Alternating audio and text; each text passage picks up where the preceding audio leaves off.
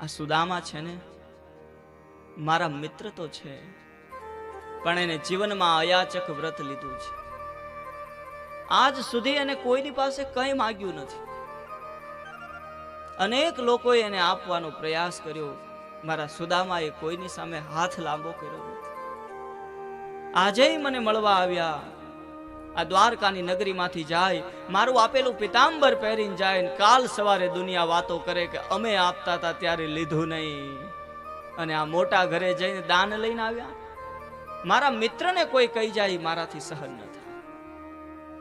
તો કે પ્રભુ એ તો ઠીક છે, એકાદ રથ આપ્યો હોત તો. અને હવે પ્રભુ જવાબ આપે છે કે આ દ્વારકા નગરીમાં સ્વયં હું રહું છું.